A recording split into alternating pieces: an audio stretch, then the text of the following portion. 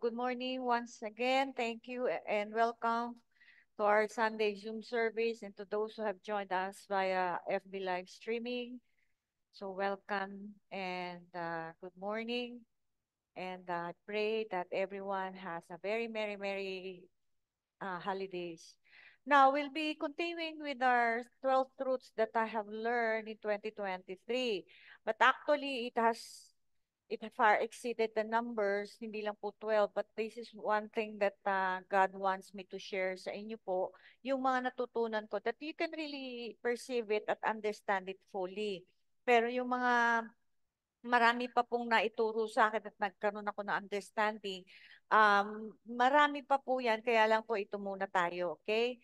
So, remember what I mentioned to you last Sunday, that learning, sabi ko nga, in my perspective, learning is not just accumulated knowledge, hindi yung ang dami nating alam.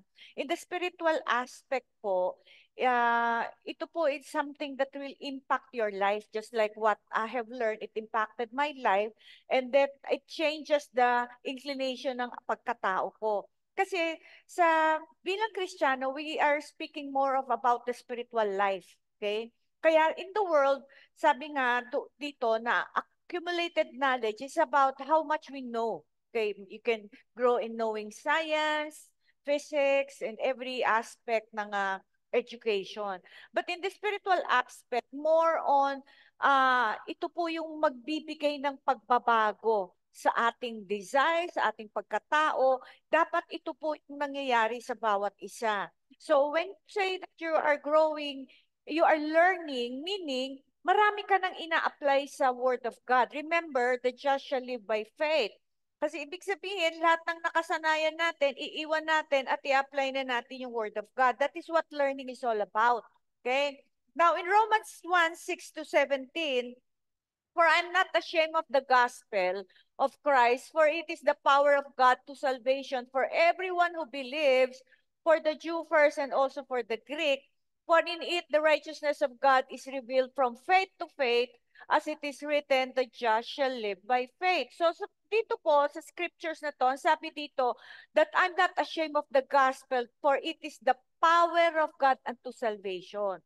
So ang na-explain ko po last Sunday, what is salvation? Kasi ang kala natin, salvation is all about believing in the Lord Jesus Christ and then punta ka na ng heaven. It is much more.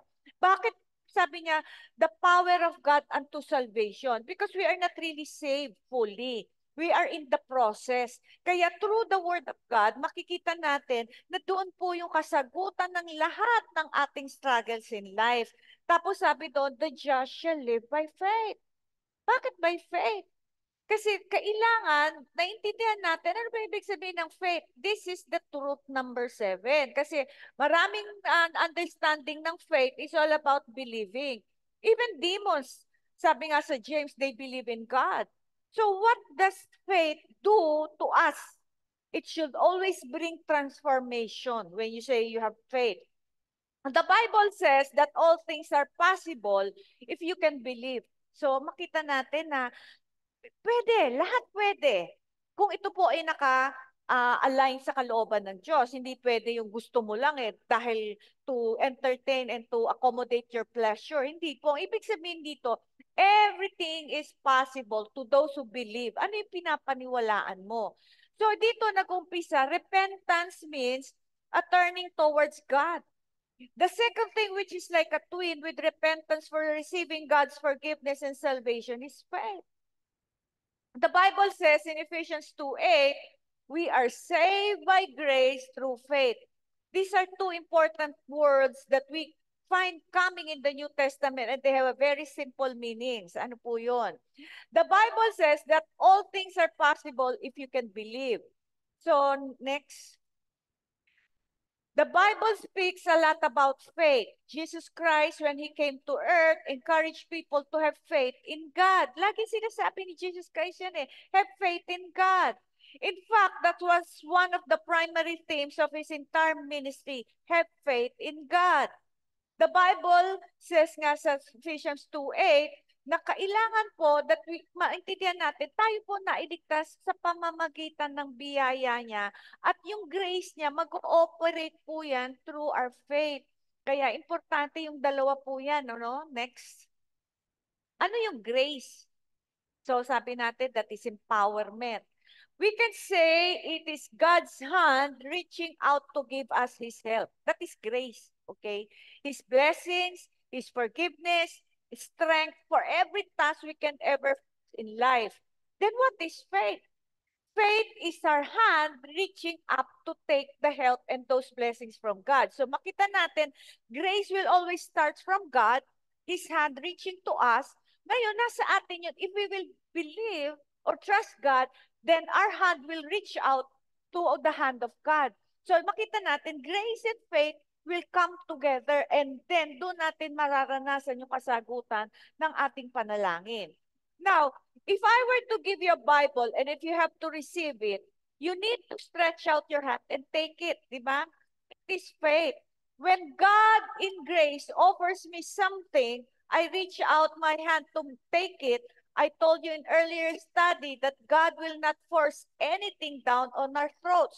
So ang Diyos palaging nag-o-offer. Hindi yan nagpupumilit. Pipresent niya yung kalooban niya pero hindi niya ipipilit kasi alam niya meron tayong free will.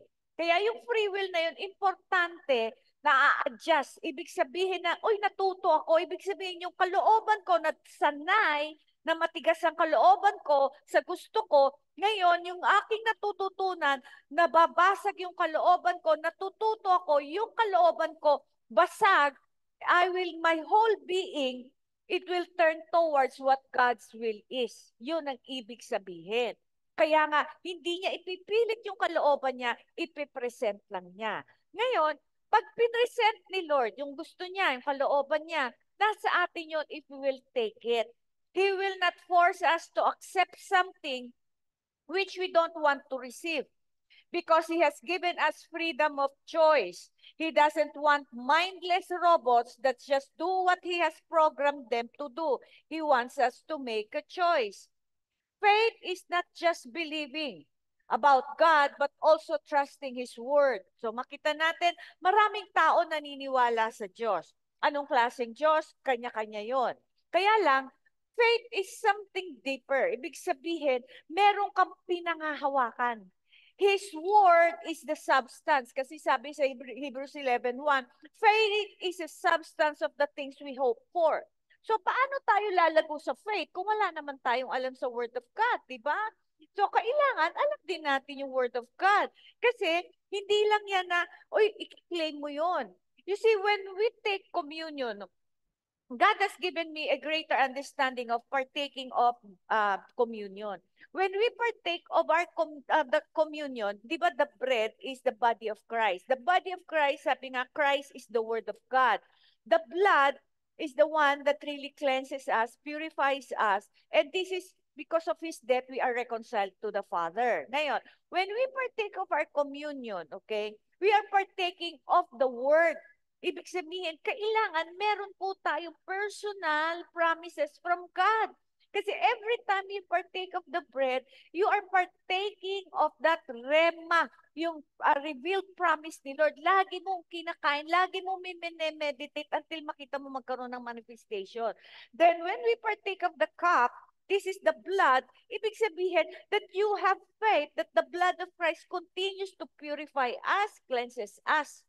So makita mo yung dalawang yon, God has a promise and then the blood of Christ continues to cleanse us. So His word is the substance. Kaya importante, hindi lang naniniwala, nagtitiwala. Kasi ibang words po yun eh. Naniniwala, anybody can believe. But tiwala, mas mahirap yun. Kasi bibitawan mo yung nakasanayan mo. Okay? Now, pagdating sa bibitawan mo nakasanayan mo, magtitiwala ka, kailangan meron kang nakuhang pangako sa Diyos at solusyon. Kaya ito po yung magkakaroon tayo ng confidence to operate in the realm of faith. The foundation of our faith is God, a relationship with God. Di ba sinasabi sa Word of God, we are a spiritual house. So sa bahay, pag nagtatayo ka ng bahay, meron po yung foundation. So yung foundation na yun, bago ka maging matibay na kung saan sisidlan ka ng ng presensya, kalwalhatian, revelation ng Diyos, kailangan bahay ka muna. So, dito, binililikha, the moment we believe in the Lord Jesus Christ, and then let Him dwell in our hearts, doon na mag-uumpisa, itatayo niya tayong templo. Okay? Sabi nga, we are the temple. But not everyone is experiencing being the temple of God. Bakit? Kasi hindi po natin siya hinahayaan maghari sa buhay natin. The degree that we allow God to have dominion over our lives, to have lordship of our lives, then makita natin yung bahay natin becomes the temple wherein the presence, the glory, the revelation continue to grow. Kaya nga, pag kami pananampalataya ka, ang tanungin mo, okay ba yung foundation ko, yung relationship ko sa Ama? These are Christians who have cracks in their foundations. Ibig sabihin ng crack, wrong perception of who God is. Okay? Kaya next Sunday, ang ituturo ko, the character of God. This is where I come to know the Lord. Hindi fullness. I will never know God in the fullness, okay? Pero yung natutunan ko, pagkakilala ko. Kaya next week, I will teach on the sovereignty, the character of God, para mas lalo nating naiintindihan ng Diyos, okay? Kasi nga, like ko sinasabi, when we know the Lord, we can also always judge the situation according to the mind of Christ. Kasi pag tayo, sinajudge lang natin yung situation according to our carnal mind, then hindi, namimiss po natin yung kalooban ng Diyos. Yun po importante, okay? Kaya nga, cracks are wrong perception of who God is. Pag hindi natin alam, kilala ang karakter ng Diyos, hindi po tayo ma-develop sa faith. Kasi lagi nating sasabihin, Lord, bakit? Pero the moment na nakikilala mo siya, hindi ka na magtatanong ng bakit. So, ang tatanungin mo na lang, Lord, paano ko pagtatagumpayan to? So, kaya nga dito magkakaroon ng kaibahan ng between faith and believing. Faith is where we put our trust, where we anchor our hope. Saan mo inaangkla yung pag-asa mo? Okay? The importance on hearing, ito po yung importante. Hearing, narinig. Tinanggap, receiving, and obeying what God says. Kasi marami sa atin narinig lang eh, pero hindi tinanggap. Minsan bago mo tanggapin, nagda-doubt ka pa. Parang tatanggapin ko ba tong salita niya? Tatanggapin ko ba tong pangako niya? Tatanggapin ko ba tong kalooban niya? Kaya nga, tatlong stages yan eh. Hearing, receiving, obeying. So, hindi enough na rinig.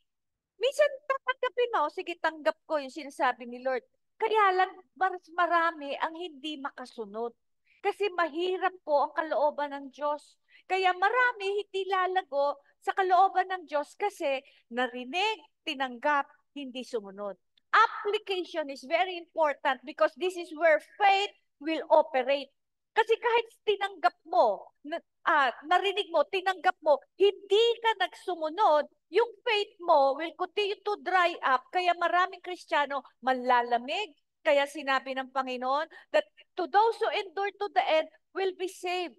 You will always receive the best from God when you operate in the faith. Pero a lot of Christians will settle for blessed. Bakit? Stubborn will. Tapos pagka manahirapan na sa buhay, magtatanong, bakit Lord, bakit? Eh, hindi mo pinili yung the best eh. Pinili mo yung gusto mo eh. Tapos magtataka ka, bakit ganito lang ang buhay mo, di ba? It starts with what? Seeking. Magtatanong, magsasaliksik sa Diyos. Tapos pag nasaliksik mo, hinanap mo talaga ang Diyos, maririnig mo siya. Then, makakatanggap ka. Then, we act on what God says, and that is obedience. Kaya nga sabi sa James 2:17, faith without works dito, obedience is dead. Kaya maraming faith ngayon, akala nila may faith sila, pero they are dead. Bakit? Walang obedience. Faith means saying amen. That's what it means, amen.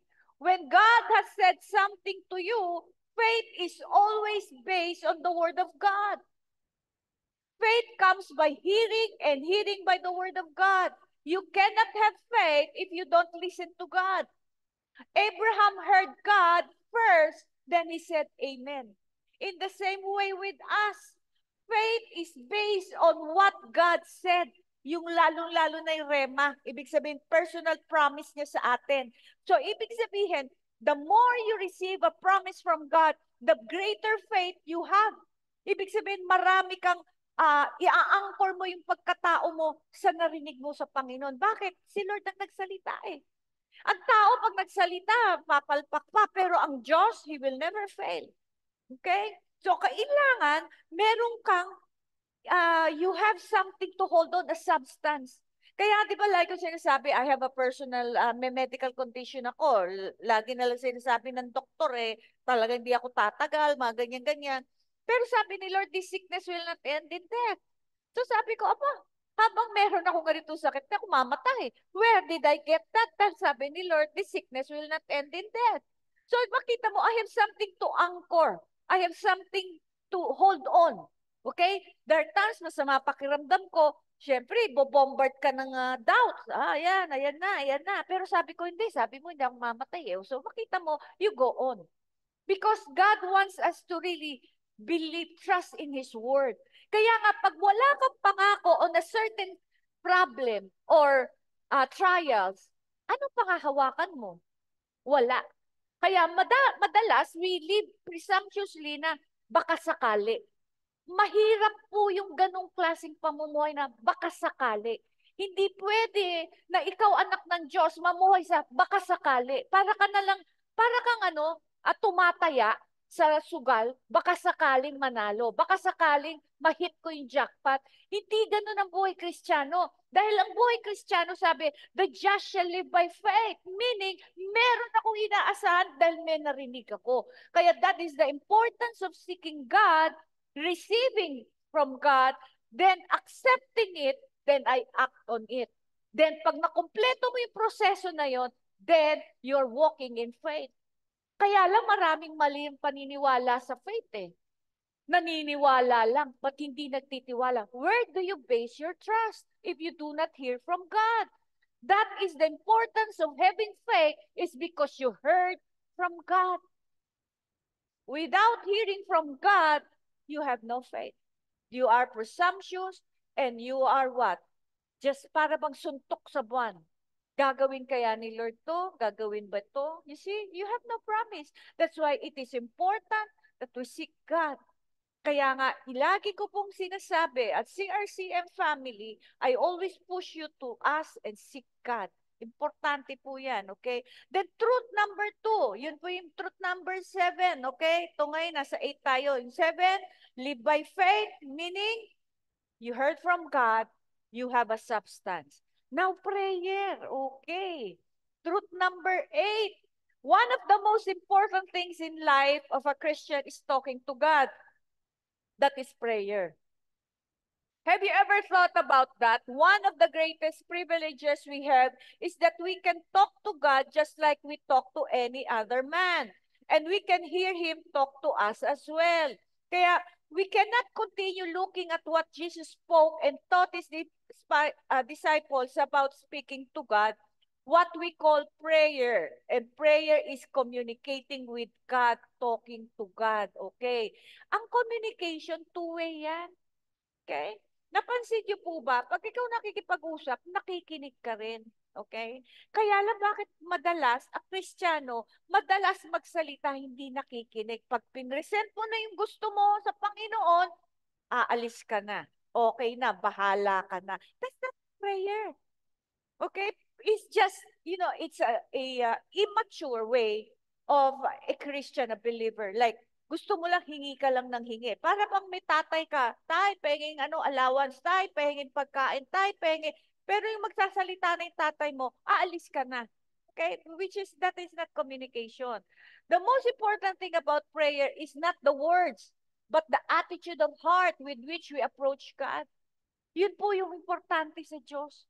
Some people have that idea that if you keep on repeating that prayer 30 to 40 times, the more times you repeat it, the more God is going to hear you. Yun yung maraming practice.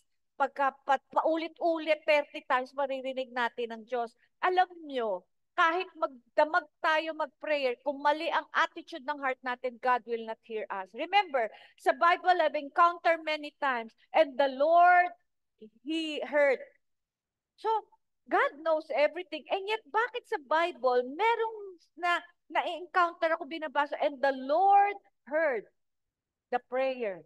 Ibig sabihin, meron siyang nire-reject na prayer because mali ang puso. Then, meron din ako na-encounter sa Bible, lagi sinasabi doon, and the Lord accepted the prayer. So, ibig sabihin, pwede rin niyang i-reject ang prayer natin. Kaya kailangan mo, pag nagbabasa po tayo, dahan-dahanin natin. Makikita natin yung heart at character ng Panginoon at ang ways niya. Jesus said very clearly in Matthew 6:7 that it is the hidden idea, yung mga walang Diyos. It is the heart that determines what God hears. Yung puso natin ang magtatakda kung ang Diyos pakikinggan ang panalangin natin at tatanggapin. Pero kung mali po ang ating puso, wag na po natin i-expect na kikilos ang Diyos sa atin. This is one thing that we need to understand also about prayer. We need to come before God with with humility, with a humble heart. And then second, honesty. Okay? Kasi ito po yung naituro din sa akin this year. Very, very, really powerful that impacted me. Sabi niya, Grace, two things I desire for my children. What? Sabi niya, humility and honesty. Because when we are humble, we can be honest before God. We can really open up to God na Lord, ito yung problema ko, ito yung struggle ko, ito yung doubts ko. God wants our humility because when we are humble, we are honest.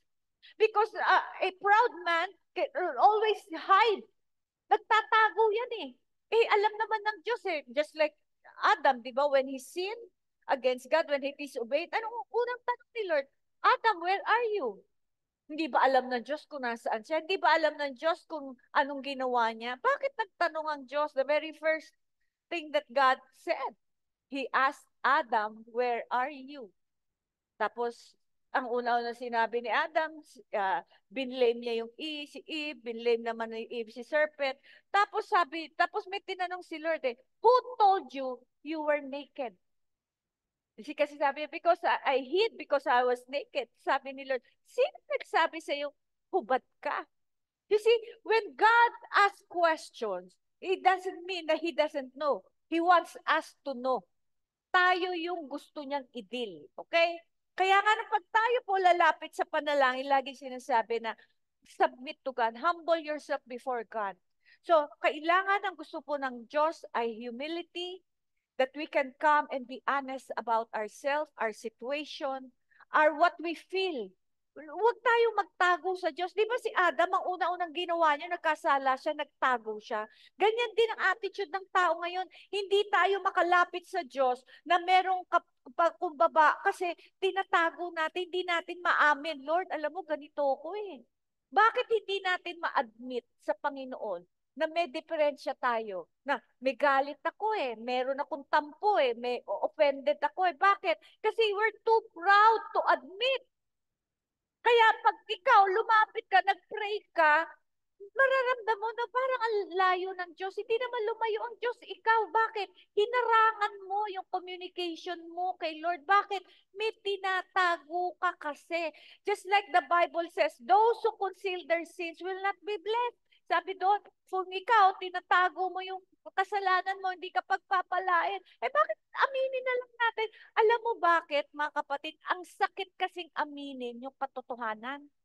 Pero pag inamin mo, nakakalaya ka. Minsan sasabihin mo, Lord, ang sakit-sakit po, nasaktan po ako, na-offend ako, may galit ako, may unforgiveness ako. Tulungan mo ko. Humility yun and honesty. Then sabihin mo, Lord, kaya ganito nararamdaman ko sa mga kapatiran kasi may galit ako. Be honest. Ako, I do that. Lord, naiinis ako, nagkagalit ako. Why? Because no one will understand me the way God understands me. Kaya siya ay nakakaunawa sa akin kasi siya lang yung talagang Diyos na makakaunawa sa atin. At pag tayo po magpakumbaba at tayo po ay naging honest, makikita mo yung biyaya niya, yung comfort, yung peace, will flood your heart and your mind. Nahihil ka, nadideliver ka. Kaya maraming bandage sa mga Kristiyano kasi mayayabang. Alam mo, ibig sabihin ng mayabang, hindi ka totoo sa harapan ng Diyos. When you pray to God for something, you are not informing God about the need which He does not know about. Pag sinabi mo, hiningi mo, hindi naman, huwag natin sabihin, oh Lord, kasi kailangan ko to. Alam na niya yun eh. Alam mo, ang essence ng prayer is, your prayer is not means of informing God what He doesn't know. Yet some people act like that. He knows our needs before we ask Him. Alam na niya yan. Kaya nga sabi ni Jesus Christ sa Matthew 6, do not be anxious about anything. So all these things are not the reasons why we pray. Ba't tayo nagpe-pray? We pray as an expression of our dependence upon God and our faith and our testimony that He is the one who provides all our needs. Kaya ako lumalapit, hindi lang i-inform ang Diyos, Lord, ito kasi kailangan ko, sinasabi ko sa Kanya, wala akong kaya, hindi ko kaya yan, ikaw kaya mo yan. So, you are shifting your dependency on your capacity and towards God. Kasi, pag alam mo na kaya mo, hihingi ka lang, hindi, ano rin yan eh, that's unbelief. Pag sinabi mo, Lord, ang laki ng pangangailangan ko, pero wala akong kakayahan, ikaw meron. Just like what happened for the last 2 weeks, ano? Kasi po, I'm being prepared for January mission trip. January, February, March, puno na po yung schedule ko. So, usually po, pagka ganyan, as early as a month before, 2 months before, nire-reserve ko na yung hotel, nire-reserve ko na yung venue, mahingi na yan ng down payment, okay? Magbubuk na ako ng ticket. Sabi ko, Lord, saan ko kukunin to? Alam niya needs ko to. Kaya sabi ko, Lord, gusto, kalooban mo yan, sagot mo yan, kaya salamat, alam ko kikilos ka, which He did. So makita mo, it's not the amount. Kasi kahit maliit yan, hindi ka binibigyan kasi merong mali sa puso natin paglapit natin sa Diyos. Pero kahit gaano kalaki yan, pero tama ang paglapit natin sa Diyos, hindi problema yan. Remember that. Once these wrong ideas are cleared out of the way, then we can pray exactly the way God wants us to pray. It is the attitude of the heart. Kaya importante, ano po ba ang klaseng puso pag lumalapit tayo? Kaya natin o hindi natin kaya? Para bang lumalapit tayo dahil just to inform God or lumalapit tayo dahil hindi ko kaya yan? Kahit maliit na bagay, kailangan may attitude kasi it will create a pattern. Lord, maliit lang to pero hindi ko pa rin kaya. Lose everything, your capacity. Kaya nga sabi, man should not live by bread alone but by every word that proceeds out of God's mouth. Meaning, yung capacity ko to sustain myself, hindi ko kaya, wala na yan. Only your word. I hold on to the word. You see, faith, prayer, partner yan. Truth number 9, the ways of God. Very few people know God's ways because they do not know God. Pag hindi natin alam ang paraanan ng Diyos, hindi natin kilala ang Diyos. Man is a religious creature. Yan ang ating behavior, attitude. Religious tayo than God, okay? Man is a religious creature and he would rather have religion than God. It is uncomfortable to live with God. Bakit? Kasi meron tayong isi-surrender. Pero religion, wala tayong isi-surrender. We can pray, we can go to church, and still being religious, not being with God. What does it mean to live with God, the ways of God? Meaning, ibig sabihin, ang paraanan ng Diyos, meron yan palaging pinasusuko. Ngayon, ang problema, ayaw natin isuko. Pero kaya natin magsimba, kaya natin magbigay, kaya natin lahat yan. Pero isuko, yung gusto ng Diyos, hindi natin kaya. Kaya maraming tao settle for religion than having God. Kasi sa religion, I can have my way and still look godly, look holy in the eyes of man, but in the eyes of God, medyo may problema. Bakit? Merong kalooban ng Diyos na ayaw mong bitawan. At pagka ganun po, ibig sabihin you may continue to look good, sound good, but you never been growing in the knowledge and intimacy with the Lord kasi hindi mo sinusuko yung gusto ng Diyos. It is uncomfortable to live with God. It is more comfortable to live with religion. Yun ibig sabihin nun, living with God is deny yourself, carry your cross, follow Jesus Christ. Religion, I go to church, I attend Bible study, I give my tithes, and I go home the same way. That is religion. And many Christians have religion but never have God. You cannot live with God and be a great man in the world, but you can have Christian religion and still be great man in the world. Bakit? Takot tayong i-surrender yung gusto natin. Bakit? Anong sasabihin ng tao? Kaya nga, you cannot be a great man and have God. Kailangan maintindihan natin, following Christ will always brings persecution, rejection from man. Kaya lang hindi natin kaya yun eh. Mas gusto na natin, sige na. Okay? Even most believers would rather have Christianity than God Himself. They don't want the yoke of Jesus Christ on their necks. Diba? Kaya nga, sa Old Testament, ang law is to give your tithes. Sa New Testament, mas matindi. Dahil ang sabi sa New Testament, sa Romans 12:1-2, and so, dear brothers and sisters, I plead with you to give your bodies to God because of all He has done for you. Let them be a living holy sacrifice, the kind He will find acceptable. This is truly the way to worship Him. Don't copy the behavior and customs of this world, but let God transform you into a new person by changing the way you think. Then you will learn to know God's will for you, which is good and pleasing and perfect. Okay.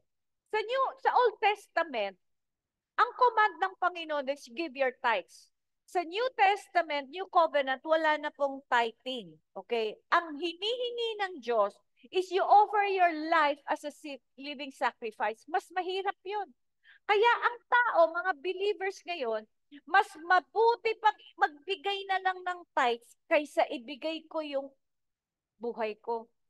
Lalo-lalo na pagka sinabi ng Diyos, i-surrender mo to, ito yung gusto ko sa buhay mo, hindi natin kaya yon. Pero magbigay ng tithes, mas madali yun. Kaya maraming mga Christians, they rather give their tithes than give their life. Kaya nga lagi yung sinasabi, Lord, you have said that CRCM is your bride. Those who will be part of CRCM, hiningi ko kay Lord, are those who will walk in the perfect will. Okay? Kaya Lord, yung mga proud, yung mga matitigas ang ulo, yung ayaw magpasakop sa iyo, Lord, sige, alisin mo sila. Kasi may na-encounter din ako sa Bible, sabi ko, meron siyang prayer, yung isang prophet, na Lord, remove every proud people. You know what it means to be proud? You cannot say yes to God. Because it takes faith, it takes humility, it takes faith to say yes to God. And the moment na may narinig mo yung pagkalooban ng Diyos, at sabi mo, Lord, hindi ko kaya, dito lang ako, then you will live in that path all the days of your life, na akala mo okay ka lang, pero actually, your faith is getting drier and drier. Kasi faith operates in obedience eh. Ano yan eh, may grace, then faith, obedience. Para yan magpatuloy, para bang makina, meron, para bang sa motor at sa bisikleta, merong kadena. Okay? Yung kadena na yan ang magpapaikot. Okay? Tapos, syempre, ikaw, para umandar ka, yung ikaw, sasakay ka ng bike, kailangan mo magpedal. That is obedience. Okay? Pero hindi yan aandar kung mali yung kadena, hindi nakakabit. Kung yun, yung faith mo, hindi nakakabit, nakaangkla sa Word of God. Kaya, once you have the Word, you have faith, and you obey, nagbabike ka. You're moving forward towards the promises of God. You keep moving forward. Once you don't keep moving forward, your faith will dry up and you will never get hold of what God has for you. Okay? 1 Peter 1:22, since by your obedience to the truth through the Holy Spirit, you have purified your hearts for the sincere affection of the brethren, see that you love one another fervently from a pure heart. Paano tayo nababago? Obedience to the truth. Remember, God's goal is for us to change our nature. Remember what true Christianity is? from the nature of Adam to the nature of Jesus Christ. Okay. Now, for us to be changed, hindi natin mababago sarili natin. Kahit ipilit mong magpakabait. Magpakabait ka for a week. Pero pag merong nangyari, lalabas at lalabas yung totoo. Di ba? So, hindi totoo pa yun kasi lumabas. Pero ang totoong nabago, makita mo, galitin mo, pikunin mo, wala nang galit na lumalabas. Bakit? May nabago na. Hindi ka na nagagalit, hindi ka na magalitin, hindi ka na nagmumura, hindi ka na nagsisinungaling, hindi ka na nandadaya, hindi ka na nloloko. Pakita mo may nabago. Kahit nainis, you are tempted to be angry, you are tempted to, everything, manloko, magdaya, hindi na. Bakit may nabago? That is one thing that God wants in His children. To change your nature from Adam to His Son. Kaya po hindi madali ang Christianity. Then, pag makikita mo na babago ka, meron ka ng sincere love sa mga kapatiran. Hindi ka na plastic. Kasi marami talaga sa loob ng plastic. Iba yung sinasabi ni Jesus Christ. Alam mo, nung pagbabasahin mo yung gospel, si Lord, hindi naman niya, the worst sin, inis na inis siya, he's very, very angry. Hindi sa murderer, hindi sa adulterer, hindi sa mga thief. Alam mo kung saan siya galit? Sa hypocrites. Yung mga Pharisees. Hypocrites. Yan ang galit siya. He condemns them to hell, mga hypocrites. Kaya nga sabi niya, unless you exceed the righteousness of the Pharisees, you will never no way enter the kingdom of God. Ano yung ibig sabihin? Hindi ka makakapasok sa kaharian ko kasi yung katwiran mo ay hindi nagmumula sa pagkatao mo, kundi panlabas. Kaya God will deal with our inner person, inner life, because once the inner life is changed, then we are really a child of God. Yung nature niya ang lumalabas, hindi ko sinasabing perfect na kagad, proseso pa rin yan, okay?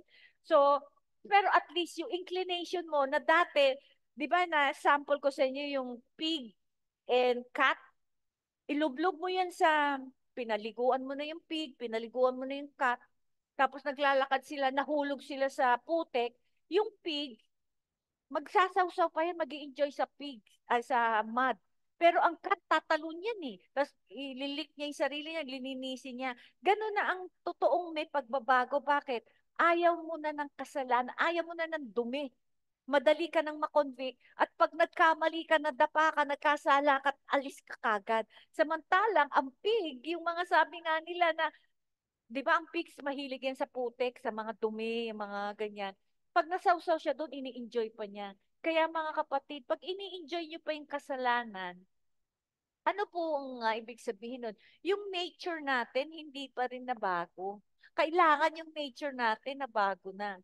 Kaya nga sabi niya, John 14:21, He who has my commands and keeps them, it is he who loves me, and he who loves me will be loved by my Father, and I will love and manifest myself to him. So, importante, magsaliksik tayo. Lord, ano yung gusto mong pasuko? Sundin ko. Kasi sabi dyan, those who have my commands. Okay? Paano tayo susunod kung wala tayong commands? Okay? So sabi dyan, kanina, by your obedience to the truth, you will purify your soul.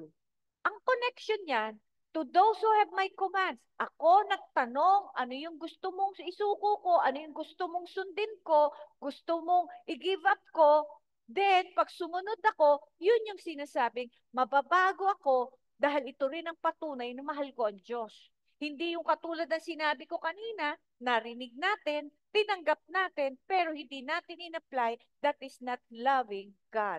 That is not obeying the commandments. So after that second step, Jeremiah 29:11-13. Ito na ang third step. Anong sabi ni Lord? For I know the thoughts and plans I have for you, says the Lord. Thoughts and plans for welfare and peace and not for evil, to give you hope in your final outcome. Okay, ang ganda ng promise ni Lord. Okay? Sabi ni Lord, meron akong plano sa iyo. Ang ganda ng plano ko sa iyo. Okay? Kaya lang, maraming Christians, hanggang dito lang sa verse 11. Sabi nila, ay Lord, may plano ka pala eh.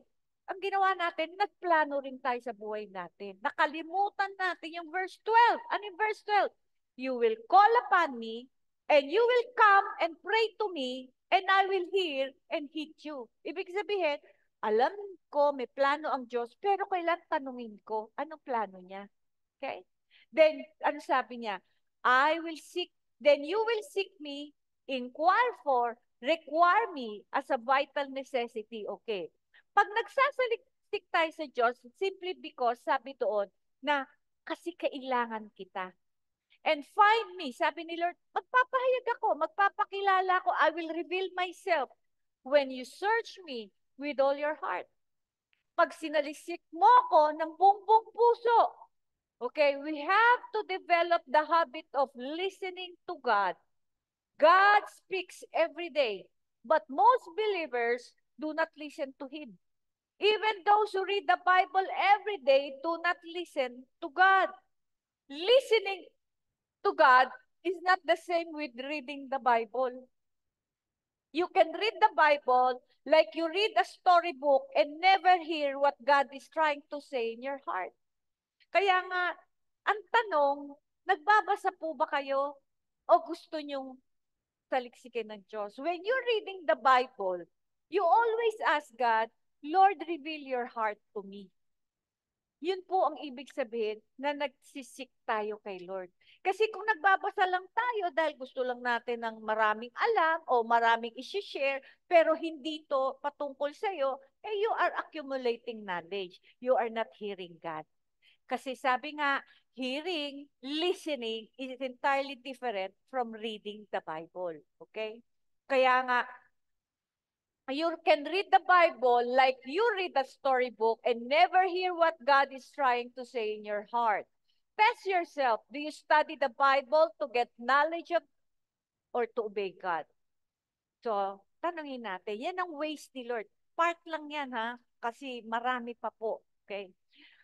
Truth number 10. Okay, the Word of God. Ayun. The Bible is the Word of God. It was written by men under the inspiration of the Holy Spirit. Inspired po sila. It is the food for the soul for the Christian who has come to have faith in Christ and been born again. Word of God is like a seed which brings you to a new birth in what way? You believe what that word, you responded to that word of God which you said that Christ died for your sins. You accepted the word of God which said that you're a sinner. Okay? You believe that Christ rose again from the dead and you were born again. You receive His Holy Spirit by faith because that was God's promise given to His word. And through that word, you have come into a new relationship with God. 1 Peter 2:2, as newborn babies desire the pure milk of the word that you may grow thereby. Kasi alam natin, pag ang baby umiiyak, gusto na ng milk kasi nagugutom. Ang tanong po, tayo po ba may hunger for the word? You know, like a little baby, when it is born, it has a potential to become a muscular giant. Any baby, may potential yan maging adult. Okay? Kailangan lang tama yung finifeed.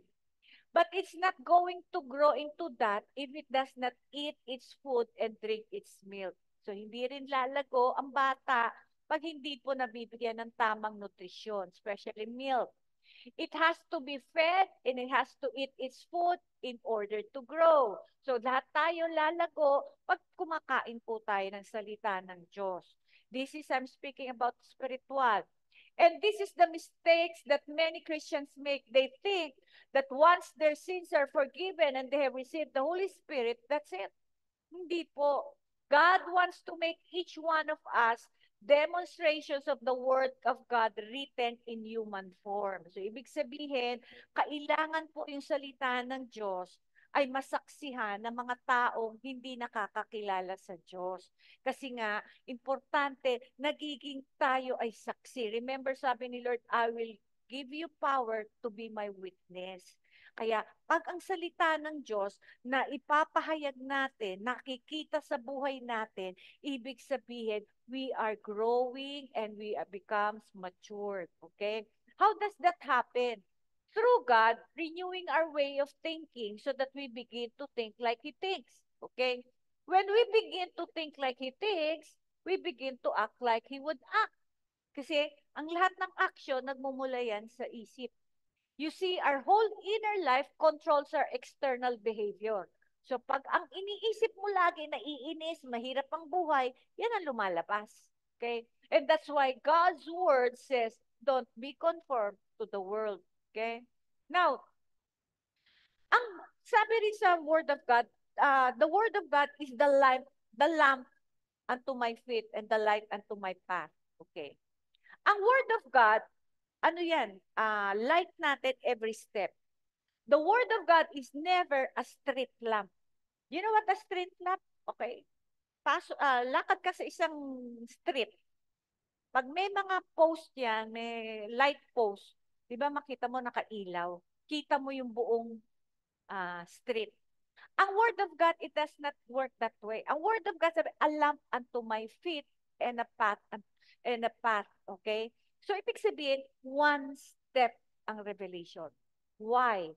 Because He wants us to depend on Him, to have faith in Him. One word, then bibigyan kanya. One word of obedience, bibigyan kanya uli ng step. One step. Okay. Kaya lang, pag may nakarinig ka ng kalooban ng Diyos, hindi mo magawa, hindi ka mag-move forward. Yan ang problema. Yan po yung dapat maintindihan natin sa isang paraan ng Diyos at karakter ng Diyos. We cannot move forward to the promises of God in our life if one step hindi pa natin sinusunod kasi kailangan. Remember, I taught on the life of Elijah. Bago siya nakarinig ng second instruction, sinunod mo muna niya yung first instruction. Pag hindi tayo sumusunod sa first instruction, the word of God, the second instruction will not come dahil naghihintay ang Diyos. Kaya madalas, lagi natin sinasabi, Lord, nagpe-pray tayo, hinintay kita. Actually, naghihintay ang Diyos sa atin. Okay? Kaya maraming mga Christians, akala nila okay sila without realizing na may hinihintay ang Diyos sa atin. Kasi nakarinig tayo ng kalooban niya eh. Pag hindi natin nasundan yan at sinabi natin, Lord, hindi ko kaya, hanggang dito lang ako. Then, i-honor naman niya yan eh. Kasi hindi naman niya tayo pipilit eh. Kaya lang, yun nga lang, parang you will experience slowly nagda-dry up ka. Because what? Yung leanness of our soul. Di ba sabi nga niya, I will grant you your desire, but I will send leanness. Yan ang gusto mo, pero mapapayat ang spirito mo, papayat ang kaluluwa mo until one day, mawawala ka sa kalooban ng Diyos. Kaya importante, we press on, we press on, we press on. That's where faith will grow. Our prayer will be powerful. Why? Because we press on, because we heard from God from the first step, second step, third step. Makikita mo, hindi mo nare-realize, ang layo ko na pala. Bakit? Marami nang nabago at lalong mo kilala ang Diyos. Pero kung ang first step, hindi mo masunod, when God's timetable is over, sasabihin ni Lord, I'll give you leanness of your soul. Makita mo, bakit parang hindi ko yata nararanasan ng Diyos? Parang ganito, ganyan, ganon. So, nagbababago po yung takbo ng spiritual life natin. Okay? Mas medyo may lalim pa po yung revelation, but not for now. Okay? So, ang sabi dito sa 2 Thessalonians 2:9-11, the coming of the lawless one is according to the working of Satan. With all the power, signs, and lying wonders, with all unrighteous deception among those who perish because they did not receive the love of the truth that they might be saved. And for this reason, God will send them strong delusion that they should believe the lie. Okay, mga kapatid, listen. Sabi sa Revelation, Satan can deceive us. In Ephesians, our lust is above all deceitful. Jeremiah, our heart is deceitful. Now, these three possibility that can deceive us. But as long as God is on our side, we are protected from deception. The problem is, pag ang Diyos na nagpadala ng delusion, we're doomed. Who will protect us from deception? Wala na. Kasi ang Diyos na mismo nagpadala eh. Yan ang nangyayari sa maraming Christians naniniwala sa false doctrine at false teaching. Kaya nga sabi niya, dahil wala kang pag-ibig sa katotohanan, then makikita mo na Bakit sabi niya? Because you have no love for the truth to be saved. Okay? Kasi ibig sabihin, meron kang narinig na word. Okay? Hindi mo in-apply. Kasi wala kang pag-ibig para ikaw ay maligtas. Paulit-ulit, ang tagal mo nang naririnig, naghahanap ka pa ng ibang katotohanan, kuno. Okay? Hindi naman katotohanan, gusto mo lang masatisfy yung pride mo. Bakit? Kasi dito sa fellowship na to, hindi ka kilala. Pero dito sa fellowship na to, makikilala ka eh. Lahat bibigay mo, susuportahan mo. Bakit? Ina-acknowledge ka eh. Pero false ang teaching. Ang ginawa mo, dito ka, nag-focus. Kasi meron ako nga nakitang ganitong case eh. Nag, Nag-church na sa CRCM. Nakikinig pa ng ibang preaching.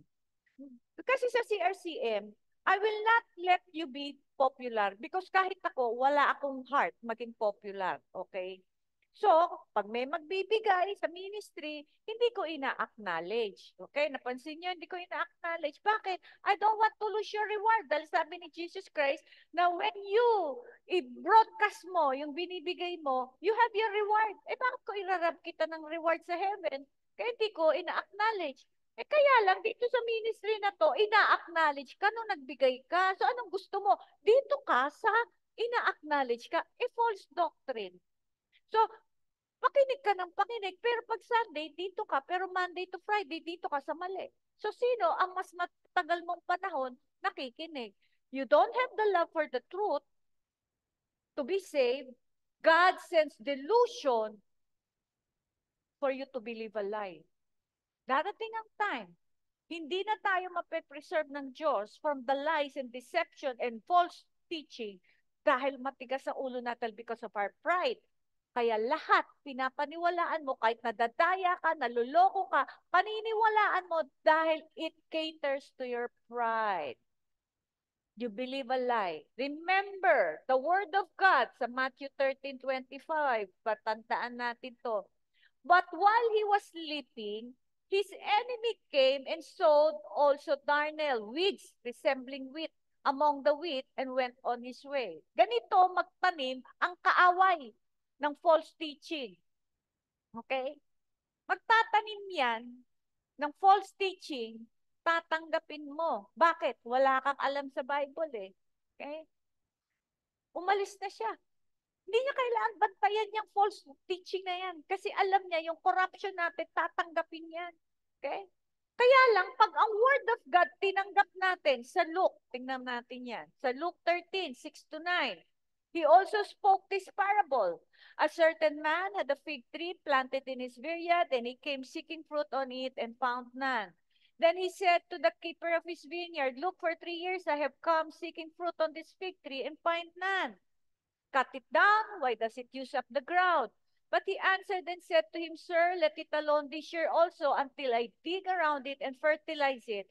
And if it bears fruit, well, but if not, after that, you cut it down. Napansin mo dito sa kwento na to. Sabi nung keeper, for 3 years, inalagaan niya yung seed na yon, makita niya lumago, pero walang bunga. Ibig sabihin, ang truth, inaalagaan mo yan, binabantayan mo yan. Kaya nga, ano nang yan, pero ang kanina sa Matthew, yung kaaway, pag nagtanim ng false teaching yan, hindi niya kailangang bantayan yan, magbe-bear fruit yan. Kaya maraming namumuhay sa takot, sa unbelief, because they are not living the truth, because binibigay ng truth, ayaw sumunod. Kaya makikita mo, hinihinahan-hanapan na tayo ng bunga. Bakit wala? Kasi walang pagsunod. Bakit?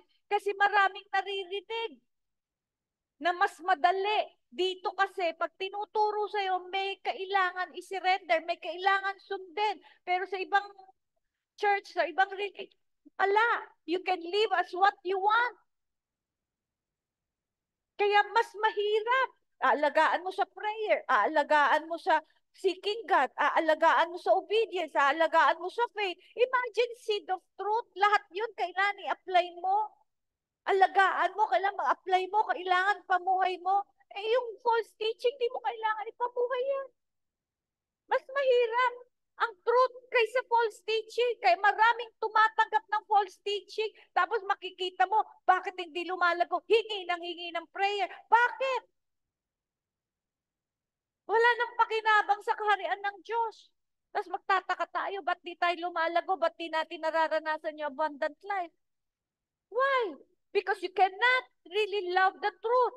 You rather listen to false teaching than loving the truth. Bakit? Mas mahirap ang truth kaysa false teaching. Totoo yan. Kaya tanongin niyo sarili niyo, 2020, ang dami niyo nang natutunan. Tanong ko sa inyo, asaan na kayo ngayon? Fruit of the word of God firmly planted is increasing faith and obedience, wisdom and understanding. Kahit may puso ka sa Diyos, kung wala to, hindi ka lumalago. Ano yon? Faith, lumalago ka sa faith. Obedience, lumalago ka sa obedience. Wisdom, understanding, yan. And then what? Transform life, manifesting godly character. The question is, what kind of soil are you? Kasi ang soil natin, puso natin yan. Tanim kami ng tanim dito, turo kami ng turo ng katotohanan, nagtatanim kami ng binhi. Ang tanong, anong klaseng puso meron tayo? The seed is usually representing the kingdom of God, word of God, financial giving, salvation, even faith, seed, lahat yan. Building our faith needs examining the soil of our hearts by looking at the contents of our soil. Tignan mo anong klaseng soil ang meron kang puso. What are you putting on your soil? Or what are you not putting on your soil? What are you putting or not putting? The parable of the sower, ano ibig sabihin? Una, wayside. Natapon lang sa wayside. The sower first sowed by wayside. Ibig sabihin ng wayside, sa mga sementado, ang tigas. Hindi makapasok. Siyempre, pag sementado yan, walang lupa yan, hindi mag-take root yung binhi, yung seed. This speaks of the hearts that is not prepared to receive God's word. Because of lack of understanding, the devil is able to snatch away the seed. Paano? That was sown and does not bear fruit. Paano nananakaw yan? Makikinig ka ng preaching. Tapos meron kang maririnig na sa tao, sasabihin mo sa preaching, wow, na-bless ako. Kaya lang meron ka na-encounter. Alam mo, ganito, ganito. Naniwala ka, ano yun? Salita ng tao. Nanakaw sa'yo yung truth. Bakit? Mas pinaniwalaan mo yung chismis, yung paninira. Kaya ano nangyari sa'yo? Nanakaw sa'yo. Kaya wala kang paglago. Rocky ground speaks of hardened hearts. These types of people receive the word with joy, but do not allow the Lord to work in their hearts, and their roots never grow down deep. Na-bless ka sa message. Kaya lang tines ka agad. Titest naman tayo lahat yan eh. Na-offend ka. Do you think na-offend ka dahil na-offend ka lang? Na-offend ka kasi inalaw ni Lord yun, ititest. O, apply mo ngayon yung salitang narinig mo. Kaya lang hinarden mo yung heart mo. Ayaw mo na. Ano mangyayari? Di hindi na umugat yung sin. Then what else? Iaalaw yan. Biglang mafufrustrate ka. Ano ka? Ma-discourage ka lahat yan, mga kapatid. I've been there. Pag ako, maraming revelation ni Lord, yan ang afterwards. Discouragement, frustration, tawag nito, like giving up. Bakit? Kasi tinitest. Hindi tayo titibay at hindi tayo magiging totoo. Walang sincerity kung hindi tayo susubukan. Maraming mga hypocrite sa loob ng church.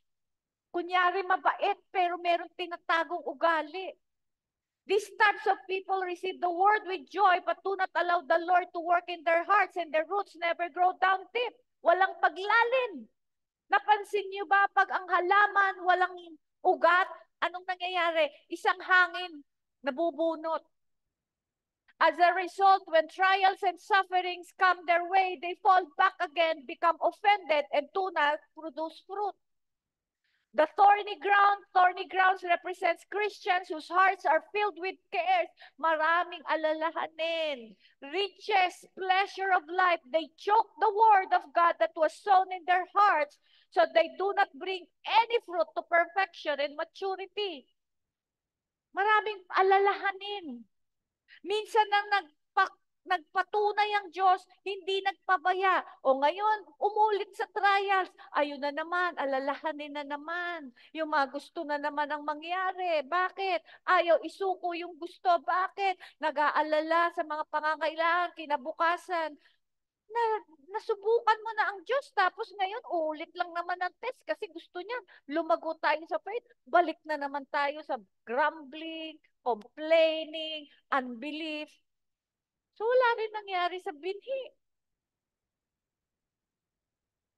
The good ground represents those who receive the word of God, but even here there is a division. Some of them bring forth 30 folds, other 60 folds, other 100 folds.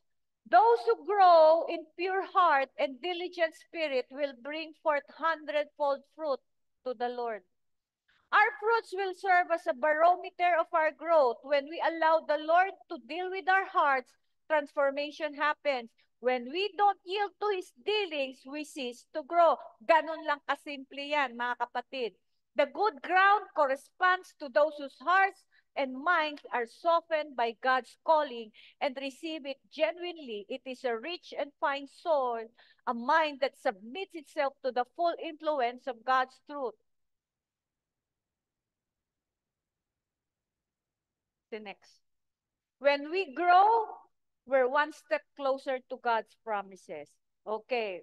Truth number 11. Lapit na tayo matapos. Kingdom of God. James 1, 2 to 3. My brethren, count it all joy when you fall into various trials, knowing that the testing of your faith produces patience. Bakit kailangan natin ng patience? Para maintindihan natin, entering to God's kingdom is not a walk in the park. Acts 14:22. Ilagay niyo po ito sa mind, okay?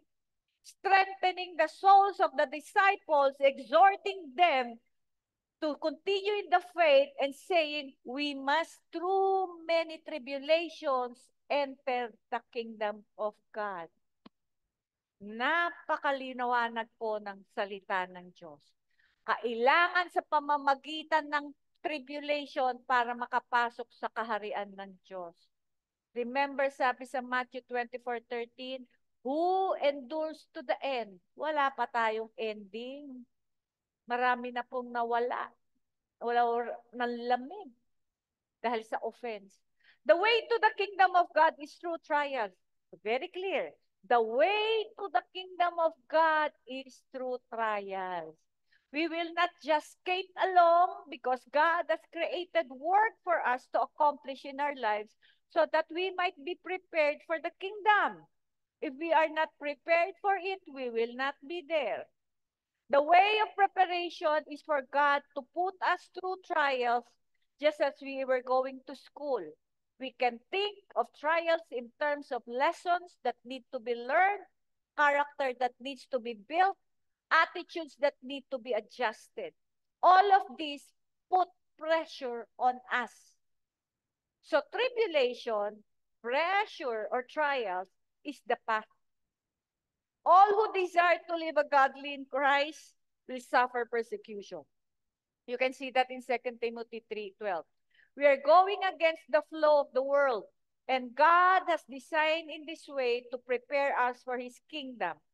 Thus, there will always be pressure on us.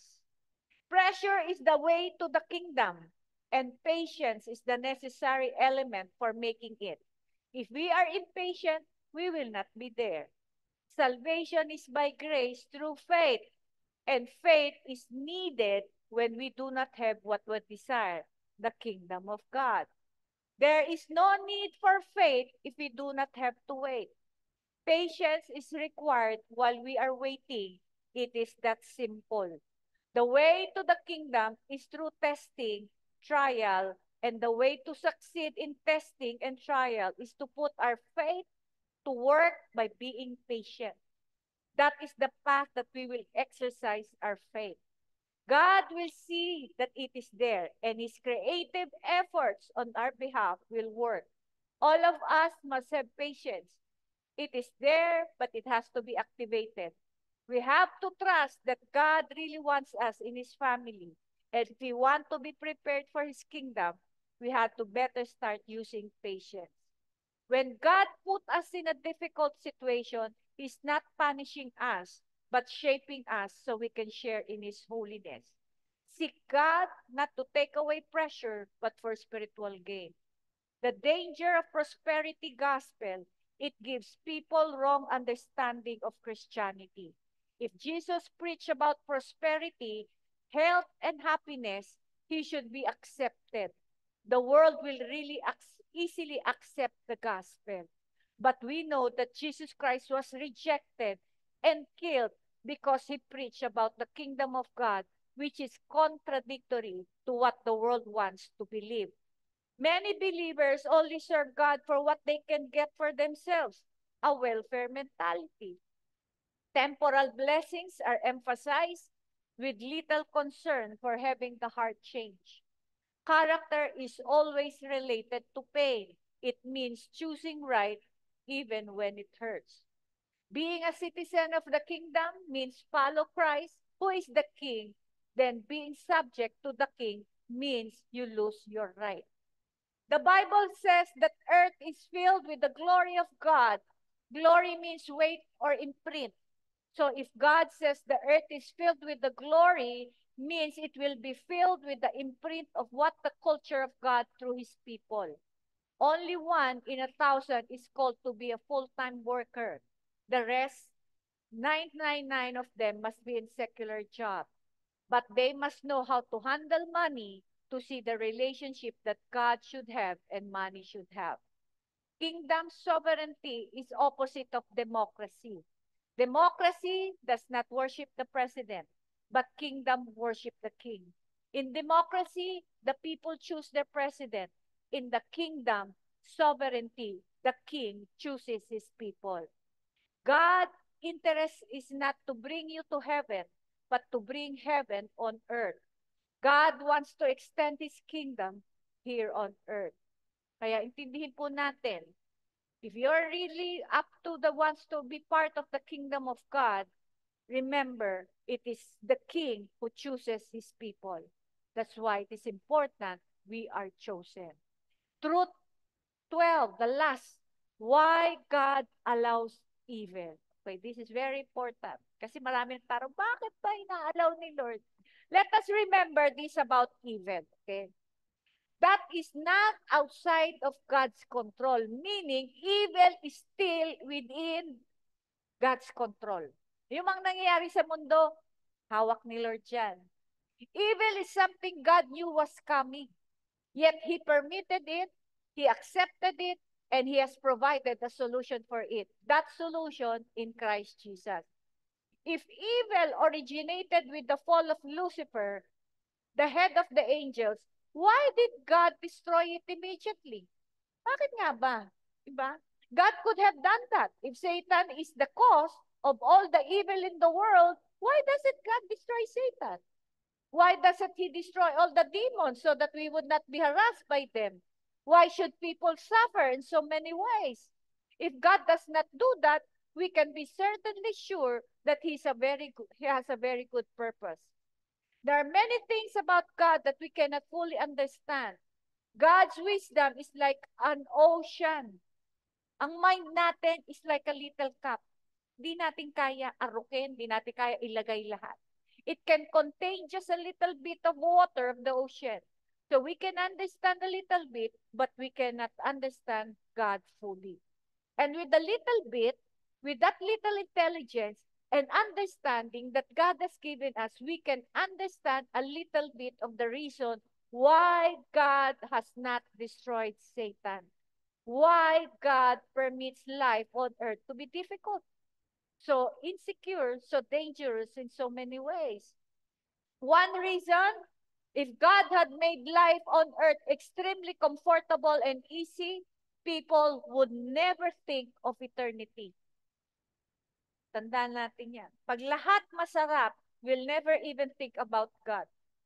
One thing we can be sure is that God, in His infinite wisdom, has permitted life on earth to be difficult so that people think about Him. maisip naman natin, maalala naman natin ang Diyos. Remember, paano po ba tayo naging born again? Naalala natin, umiyak tayo sa Panginoon, meron nag-share ng gospel. Bakit? Kung mayaman tayo, di naman natin magagawa yan eh. Even the problems, the sickness, the trials, the difficulties that Satan and the devil spirits bring into your life are permitted by a loving God to make you turn to Him. Yan po ang purpose ni Lord, that people will turn to Him. In that way, even those trials and difficulties are an expression of God's love for you. See, God is so powerful and so almighty that He can make even evil work for the fulfillment of His purposes. Now, we can understand that. Hindi natin maunawaan yan. We can only think that good is good and evil is evil. And only good things can further God's purposes. No. God is almighty that He can make evil work to further His purposes of good for us human beings. First of all, we need to establish one thing. It is a good thing to think about God or not. Certainly it is, di ba? A man who lives without God in his life lives without meaning and purpose. Tandaan natin yan. Pag tayo po, walang Diyos, walang kahulugan, kabuluhan ang ating buhay. Walang layunin. Kaya maraming empty. He may make a lot of money, but ultimately, he will die frustrated. He will die with emptiness. God created us in such a way that He is the most important factor in our lives. And if we don't think about Him, we miss the meaning and purpose of life altogether. So if a man lives for 40 or 50 years without thinking about God, and then he gets cancer, he begins to think about God and turns to Him. Marami po ako napag-pray, namamatay na eh. Well, hindi naman tumatawag sa Diyos yan kasi ang yayaman eh. Pero nung nakalatay na sa kama at mamamatay na, una-una niya, pag-pray niyo ako, hanap kayo na magpe-pray. Tinawag na lahat, pari lahat, medre lahat, pastor, lahat tinawag na. Bakit? Naghahanap na siya. Natatakot na. Dahil the greatest fear ng tao, dalawa lang yan, death and public speaking. Would that cancer be good or bad? So, titingnan natin, assess natin, yung cancer ba, good or bad? Bad yan sa tao, pero good sa purpose ni Lord. Bakit? Nakakilala sa Diyos eh. So, you see evil? Of course, if you look at cancer in itself, masama yun. Pero, yan ang example ng Diyos. Kailangan gumamit pa siya ng cancer to make people turn to Him. Example, okay? May businessman, nag-start siyang very simple. Kaya lang, active siya sa church. Kaya active siya sa church, serving God, lahat. Lahat, passionate siya about God. Nag-prosper siya. Nag-prosper siya sa sobrang prosperous ng kanyang business. Nawalan siya ng time sa church, but mostly kay God. Di na siya nagpipray kasi kailangan maaga pa lang pagkising niya, kailangan kilos na siya dahil nagpe-prosper eh. Wala na siyang time, di na niya naialala ang Diyos eh. So yung mga kapatiran, binibisita siya, uy, balik ka naman sa church, makipag-fellowship ka, bakit nawala yung init mo? Eh syempre, sabi nga ni Lord, you cannot serve between God and mammon eh. You can always serve God or mammon. Eh, siniserve na niya ang mammon. Dati, nung struggling siya, he served God. Ngayon, mayaman na siya, he's serving mammon. So, 6 years. One day, yung anak niya nagpunta sa isang talahiban, nakagat ng snakes, agaw buhay. Pinatawag niya lahat ng elders and pastors for prayer kasi talagang agaw buhay. Nabuhay yung anak. Nag-init siya ulit. Yung ahas, bad or good? Okay, sabihin niyo sa akin, bad ang ahas, pero yung ginawa niya good for him. All things work for the good of those who love God. Kaya nga, ang tragedy made him come back to the Lord. So that's why there is evil, because God uses evil to turn people to Him, or else ayaw niya lahat tayo mapunta sa hell. That's how God is good, that He can use Satan for our own good. Many times, hindi natin maintindihan bakit inalaw niya to kahit ikaw ay naglilingkod. Why God allows my son to die? Why He allowed me to get sick. I almost died. I have no reason, pero ang ultimate is salvation sa anak ko. One day, we will discover full story of man's life when Jesus Christ come back on earth. Marami kasi sa atin, sa una, maliit pa lang kita, lahat, faithful lahat yan, magbigay. Lord, plano ko na ikaw, kasama ko dito sa trabaho ko, sa sweldo ko, ikaw number one plan. Nung lumaki na ang sweldo, wala nang plano sa Panginoon, yung plano niya about God, nawala na. Maraming ganyan. Kung kailang prosperous, tiniisang tabi ang Diyos. Lagi, ito plano ko, ito plano ko, ito plano ko. Asan ang Diyos dyan? Ay, pag sobra na lang. You see? And one day, may gagawin siya. Okay, you are serving mammon, I'll do everything. Bakit? Dahil when you're serving mammon, wala kang security doon. Because God knows we are in the last days. Everything will fall apart. Kailan pa tayo matututo? Magtiwala. Pag huli na. Hindi natin naunawaan. Sa mga unbelievers, sa mga nanlamig, gagawin ni Lord yan. Alam niyo mga kapatid, there are mga nanlamig hindi na binigyan ng second chance ni Lord. Namatay na. Kaya huwag natin hintayin yun. Ngayon pa lang, naglalamig ka na, makipag-fellowship ka na, alam mo, nanlalamig na ako, kailangan punta ka na ng fellowship, nanlalamig na ako. Don't isolate yourself. Dahil dyan, pag nag-iisa ka, madali kang lampasuhin ng kaaway. Kaya importante mga kapatid, you have fellowship, you belong to a church, and you have accountability sa mga leaders nyo. Don't let tragedy turn you towards God. Okay. In the perspective of a Christian who is faithful, sincere, and still experience tragedy, may purpose pa rin yun. Everything that happens in our life, evil or good, God has a purpose. Remember, this is how I made it this far. When something happens to me, tragedy man, good, or what, especially tragedy, difficulties, trials, pain, suffering. You know what keeps me going? It is believing that God loves me. I have a good Father. Dati, sinabi ko, nung namatay ang anak ko, Lord, I will still love you, I will still serve you. That's a statement of pride. Kailangan the kind of faith that we have. I'm suffering, I'm in tears, nahirapan ako, nasasaktan ako. Hindi dahil nagpapatuloy ka. Ang dapat na statement pala doon is, Lord, naniniwala ko, mahal mo ko. Yan ang tinuro sa akin ni Lord this month. Sabi niya, Grace, yes, you have faith. But sometimes our faith comes from a pride. Pero sabi niya, a true faith that comes believing na in the midst of tragedy, naniniwala ka, mahal pa rin kita. That's what faith is. Kaya sabi ko, Lord, now I understand. In times of suffering and trials, I want to believe, mahal mo ko. I may not understand, but I know you love me. And you know, mga kapatid, the more God reveals Himself to me, and the more I have the confidence. Trials in my life never stop. Struggles, burdens are always there. But I thank God for them because this is where I get to know God deeper and intimately. Kaya nga like ko sinasabi sa mga pastor na naghingi ng prayer sa akin, nahingi sila, Pastora, pag-pray mo ako na anointed, just like you, revelation. Sabi ko, hindi. I pag-pray ko sa iyo that God will allow you to suffer the way I suffered. Why? Because this is where I get to know God. Don't ask for anointing. Don't ask for power. Don't ask for authority. Ask for trials to make you know God more. And you will know the heart of God.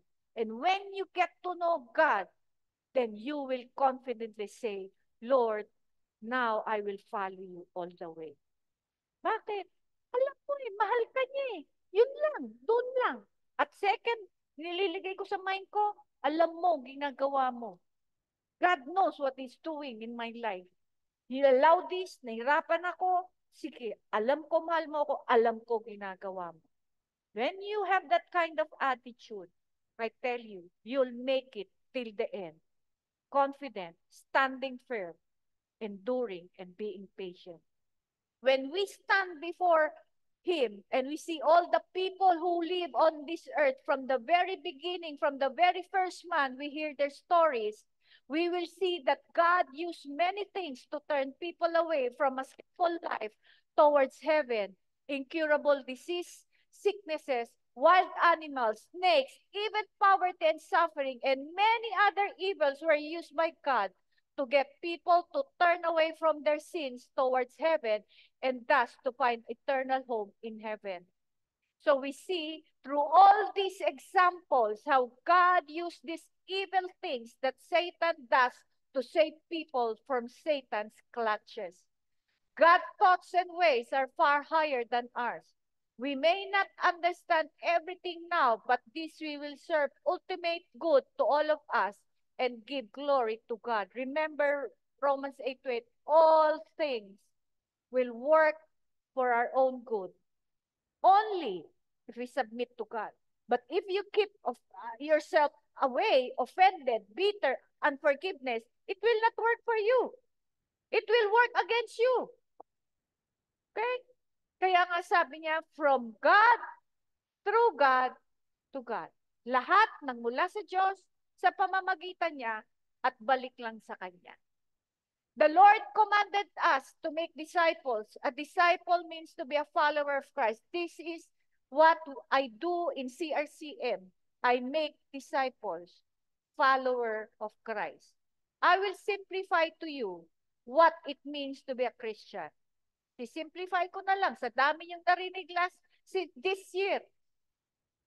It is found in John 27:10-27. My sheep hear my voice. I know them and they follow me. The way to have this kind of lifestyle is Matthew 16:14. If anyone desires to come after me, let him deny himself, take up his cross, and follow me. Ganun lang kasimple, nasa atin na po kung ano gusto natin for 2024. Nailatag na namin ito, nasa inyo na po yun. Ang inihiling ko sa Panginoon, Lord, I pray, bring people who will be a disciple. Remove people from CRCAM who will not follow you. Para hindi masayang. It's up to you. If you want to follow Christ or follow your will, it's all up to you. Father, I thank you, Lord, for your message. Let this be, Lord, that will impact everybody to give them understanding through the lessons. Lord, you are serious. Hindi na po patumpik-tumpik ngayon. God is looking for disciples whom is willing to follow Him, to deny Himself, carry cross, and follow Him so that we can be used mightily in the last days. Panginoon, this let us be in 2024. The theme of CRCM is moving up. It's enough of striving, but moving up so that 2025, we are all soaring, oh God. Kaya po, Panginoon, to those who have half-hearted, remove them, Lord. Those who have pride, remove them, Lord. But those who have true heart for you, sincere, Lord, preserve them. Keep them inside the CRCF and bring those people outside na naghahanap ng truth. Dalin mo sa amin dito that we can train them to be a disciple, to one who will do exploits for you in these last days. Father, I give you praise and glory and honor. Sa iyo lamang yan. Nagmula sa iyo yan sa pamamagitan mo. Kaya sa iyo lang ibabalik ang lahat ng kalwalhatian. Pasasalamat, papuri, Panginoon, sa iyo lamang sa pangalan ni Jesus. Amen. Again, thank you for joining us. From those who join us sa Zoom, via Zoom service, and those who have joined us FB live streaming, thank you for joining. And I pray that you will have enjoyable time with your family during this Christmas season. Please do not forget that that's why there is Christmas, although hindi naman po talaga ito yung panahon ng panganakan ni Kristo.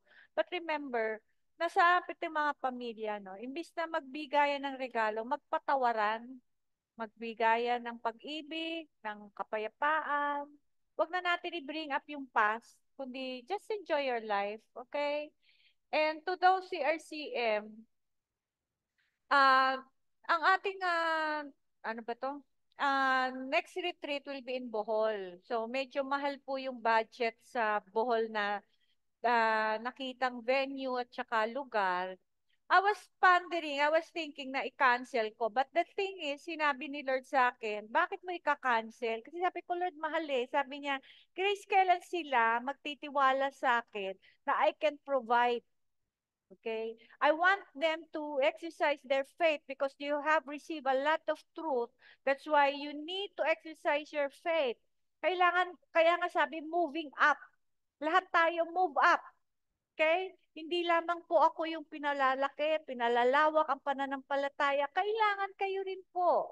Okay? Kaya nga, sa buhol tayo sa Holy Week, and I challenge you to those who want to join sa Bohol, because it's sa Bohol po, pagka retreat ng CRCM, may mga pagtuturo po doon na hindi ko tinuturo because mas malalim po yun. Because it is about the calling and the purpose of God. So if you want to join, just message us and that we will present to you kung magkano po ang expenses, ticket, and accommodation. But subject pa rin po for my approval. Kasi pag hindi po, pag sinabi ni Lord na hindi ka magiging part, wala po akong magagawa. I need to know that the heart is right. Ano yung gusto mo sa Panginoon at willing to embrace the call of God. Kung magjo-join lang po tayo dahil gusto lang natin makisaya, hindi po yun ang retreat namin. Kaya ka nagjo-join kasi gusto mong malaman anong kalooban ng Diyos. At pag nalaman mo, kailan sumunod ka. Dahil pag di ka sumunod, medyo may accountability na po. Okay? So, mga kapatid, I pray na by 2024, marami na pong lumago. Wala na mga madaling tampuhin, magagalitin. Kailangan may babago yung mga nanloloko. Tigilan na natin, okay? Kasi mga kapatid, remember, there is a universal law. What you sow, you will reap. Kaya ano po ba yung mga tinatanim nyo sa buhay dahil yun po yung aanihin natin. So next week, I will be preaching about the character of God, the sovereignty of God. Now, ano ko lang po, advice ko sa lahat, be kind and generous. But most of all, love God with all your heart, with all your soul and mind, and with all your strength, and love others as you love yourself. God bless you and enjoy your Christmas.